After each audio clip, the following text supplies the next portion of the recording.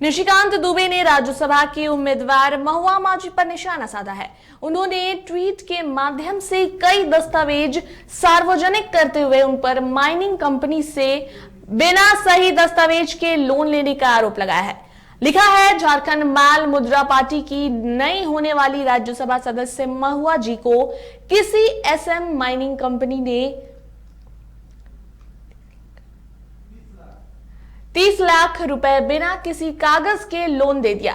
भारत में झारखंड ही एक ऐसा राज्य है जहां पैसे पेड़ पर उगते हैं।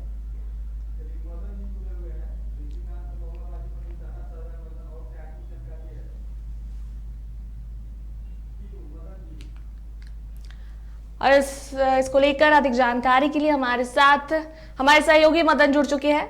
जी मदन, निशिकांत दुबे ने राज्यसभा के उम्मीदवार महुआ माझी पर निशाना साधा है, इसको लेकर और क्या कुछ जानकारी है? जी बिल्कुल, देखिए लगातार झारखंड में भ्रष्टाचार को लेकर के निशिकांत दुबे ट्वीट करते हुए नजर आते हैं और इसी कड़ी में महुआ माझी जो जेएमएम की तरफ से राज्यसभा उम्मीदवार बनाई गई है, उन पर भी एक आरोप लगाया है कि वो एक माइंस कंपनी से जो नॉमिनेशन के दौरान उन्होंने अपने दस्तावेज फाइल किए हैं, उसके आधार पर वो कह रहे हैं कि 30 लाख रुपए जो है बिना किसी सिक्योरिटी के उनको दे दिया गया है।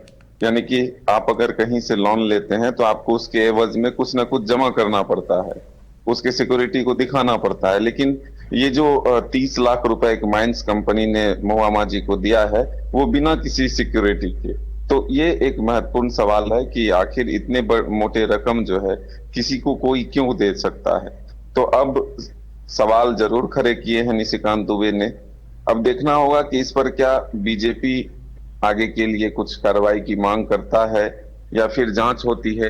ये तमाम बातें हैं, लेकिन एक बार फिर जो जेएमएम की तरफ से दावे किए जा रहे थे कि एक सामान्य कार्यकर्ता, एक जो पार्टी से जमीन से जुड़े हुए लोग हैं, उनको उम्मीदवार बनाया गया है, तो फिर एक आरोप निशिकांत दुबे की तरफ से उन पर भी लगा है।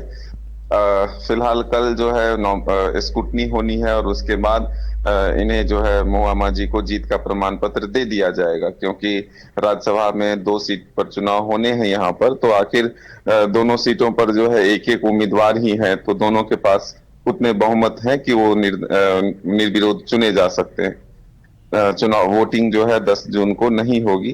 तो अब कल देखना होगा कि उनको सर्टिफिकेट मिल जाता है और उसके बाद फिर क्या बीजेपी इस विषय को लेकर के किसी जांच की मांग करती है या फिर आखिर आगे बीजेपी का क्या स्टैंड होगा। धन्यवाद मदन तमाम जानकारियों के लिए।